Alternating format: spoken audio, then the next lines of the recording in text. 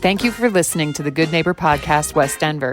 Here's a quick message from our sponsor, Local Works Wheat Ridge, provided by its Executive Director, Paige Piper. Local Works is a nonprofit organization whose mission is to make Wheat Ridge a more vibrant and sustainable place to live and work.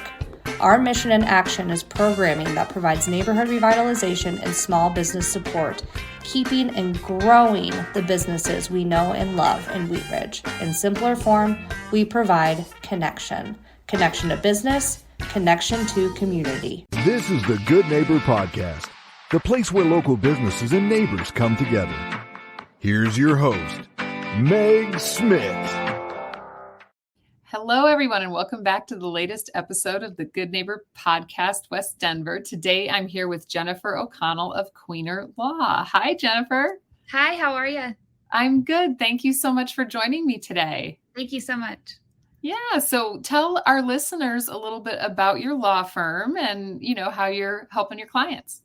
Yeah, so we are an injury law firm. We have sort of a unique story. I'm from Tennessee, and I was practicing there for a little under 10 years.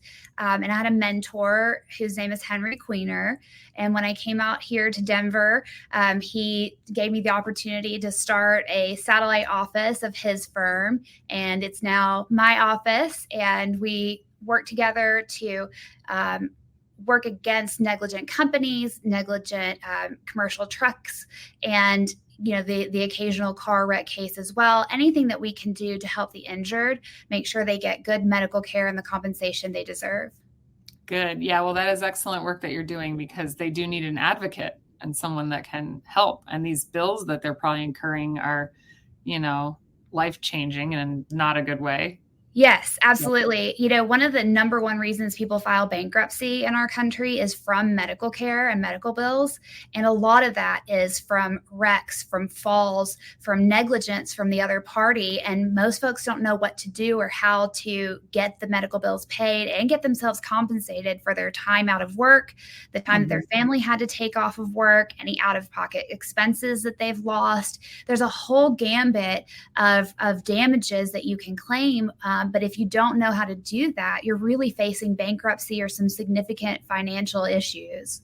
Yeah, because there's so many intricacies there. You definitely need an advocate that has the knowledge and ability to help you. And plus, you're injured. You're trying to heal. You're going through a lot typically when you're in that situation. And so Right. Thank you. That is very good work that you're doing and very helpful for people. How did you originally get into injury law? Well, it's funny. I always thought I would do criminal defense. I really had a penchant for death penalty defense work. And I had done some of that when I interned in law school. But I came out in 2009, there was a recession, and the jobs were very difficult to find. And the main job that was hiring was an injury firm. And I thought, I'd heard so many negative things about injury firms, and I wasn't sure that that's the path that I wanted to go with.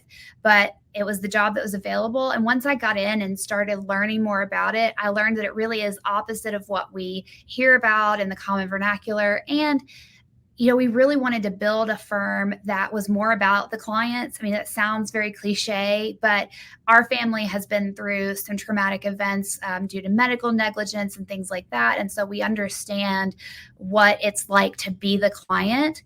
And we really work hard at our firm and within our family, my sister is my paralegal, to make sure that we keep that in mind of what it's like to be the client, what you're going through while you're dealing with this process. And that sort of changed how I saw injury law. And I'm really trying to change how the community sees it as well.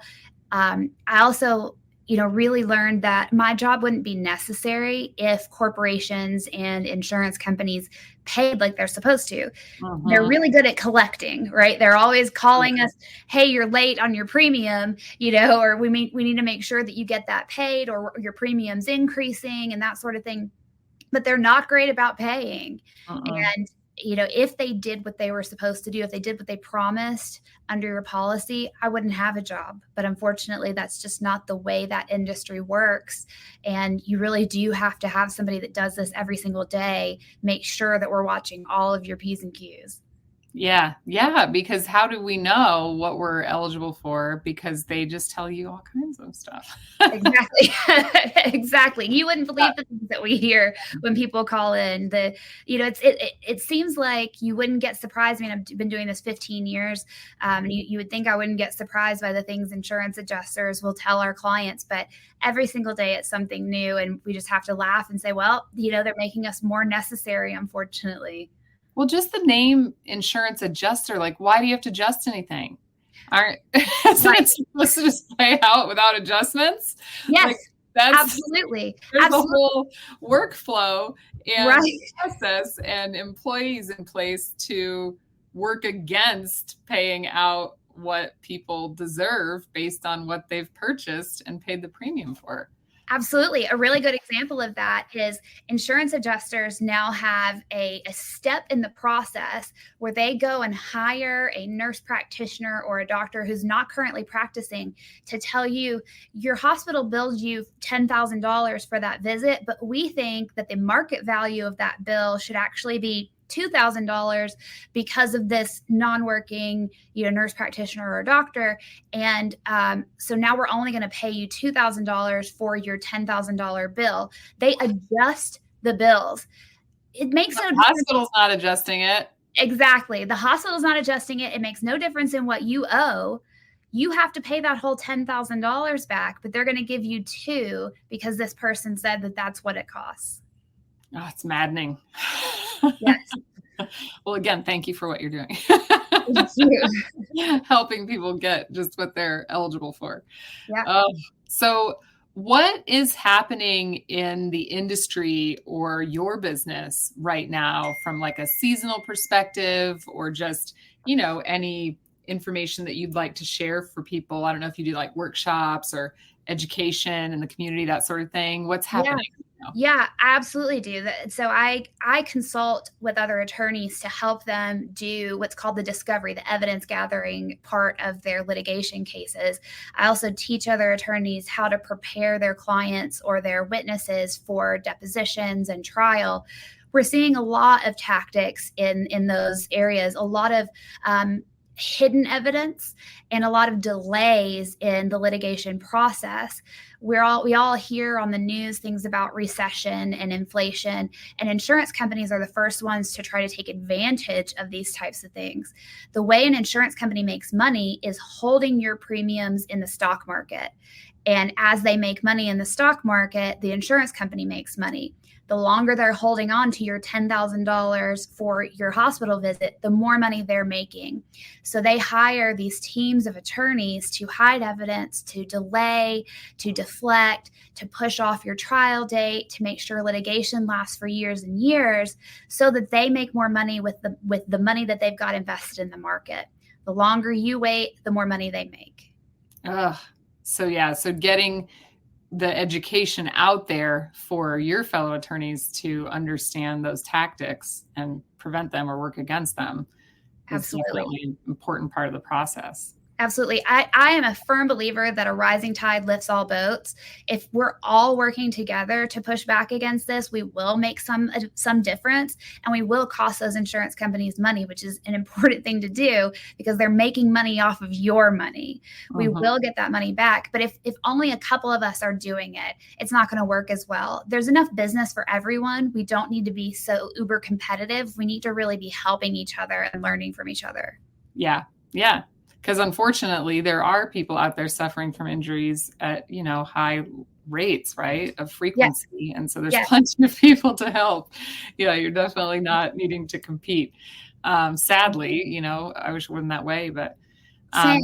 Yeah, I a lot of my clients say nice to meet me, and I'm like, I'm sure you wish you didn't have to, but that is sort of the nature of what I do. And as the Denver metro area grows, and as our neighborhood grows, we're going to have more people coming in, more car wrecks, more negligence. We've got a lot of these houses going up so quickly, like wildfire, and houses being torn down and built very quickly. And somebody's got to keep an eye on making sure that these are done right.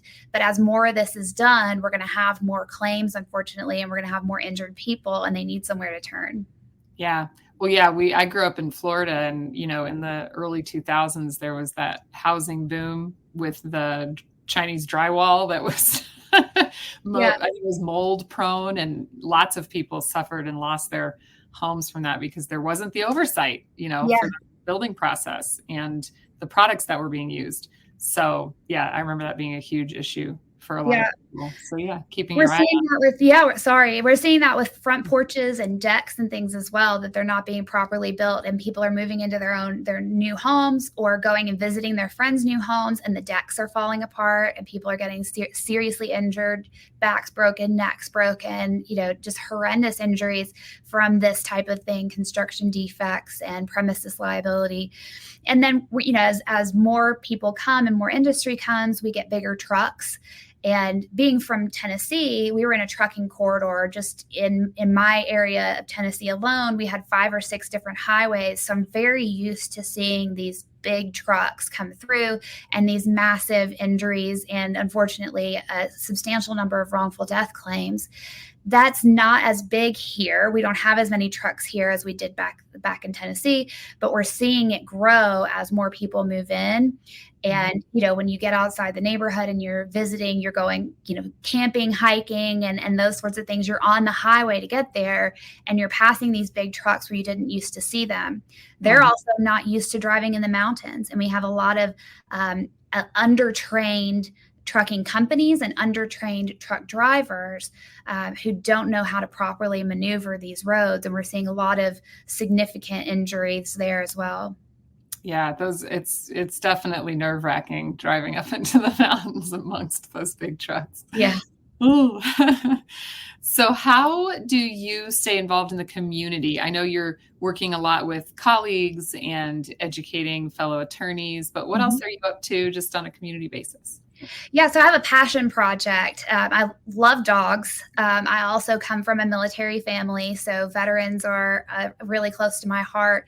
So I'm the vice president of a nonprofit called the Rescue for PTSD, and we rescue dogs. We don't breed or anything like that. We rescue dogs, and we train our dogs to be service dogs for veterans.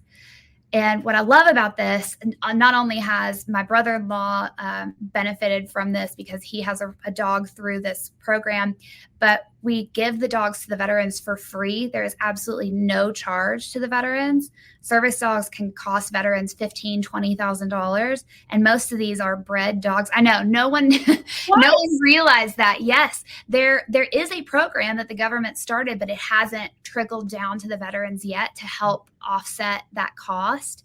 And there is no way a veteran should be paying anything for a service dog. So, so that's where I spend most of my time outside of work, is working with these dogs, assisting in any way I can to further this kind of passion project. I love that. Well, we'll talk more about that because I'd love to get, some information about that out to the community. That's a really great program. Yeah, we have 3 dogs of our own, one of which was going to be a service dog, and he's now going to be a demo dog for the other dogs in the community. So dogs learn better from other dogs. So he's teaching the new service dogs that come in how to do their stuff. It's so much fun. And we do an annual golf tournament and spend a lot of time going to different breweries in the community. And we try to support veteran-owned breweries in the community as well. So we try to do joint projects as much as possible. Oh, that's fantastic. Well, yeah, more news to come about that, everyone. What time of year is the tournament? It's in June. Okay. Yep. Well, just missed it this year, but there's plenty of time to get signed up for next year. There you go. So what do you do for fun when you're not working or volunteering? I know you travel because we talked about that earlier, but what else are you up to? I travel and spending time with my dogs is a lot of it. Because I have 3, we did have 4. We just lost one, my precious Winston. But we spend a ton of time with dogs and family. I mentioned my sister is my paralegal. We've moved her and her family out here. So I have my 2 nieces that I spend a lot of time with. But my fiance and I are really big into travel. We've done Japan and Iceland this year. We've done Cuba, Belize, Mexico Mexico City. I've been to Korea and South Africa. So that's a real other passion project for me, is to see as much of the world as I possibly can. Oh, that's fantastic. Well, you're doing a good job.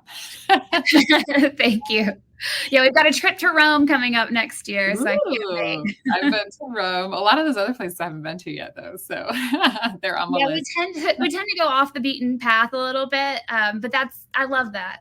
Yeah. Yeah. You get to see more real places, you know? Yeah. And the communities there, you know, you learn how tight knit the communities are when you're not going to a lot of the big tourist attractions and things, you know, and like, yeah. And Belize is very similar to our own neighborhood where, you know, people don't lock their doors. People are sitting out on their porches. One of my favorite things about being in the West Denver area is that everyone's on the porch with their dogs, and you walk your dog by and you have a conversation with a stranger. And that's very much like Belize and Cuba, some of these communities that you wouldn't think of going, but they feel very much like home. That's awesome. Yeah, I love that. I love it about West Denver too. That's how we are. Always chit-chatting with everyone on our walk. Yeah. It's a good community. Well, thank you so much for being here with me today. How should folks get in touch with you about any of the above, the veteran service dogs, your work in the, you know, injury law area, if they want to connect about education resources? What's the best way to get in touch with you? Sure. So our social media is all Queener Law Denver. So you can look us up on Facebook, Instagram, TikTok that way. Our website is queenerlaw.com. And then you can just call us at 720-696-9088. Excellent. Well, thank you again for joining me today. Thank you so much. Thank you for listening to the Good Neighbor Podcast. To nominate your favorite local businesses to be featured on the show, go to gnpwestdenver.com. That's gnpwestdenver.com or call 720-295-9588.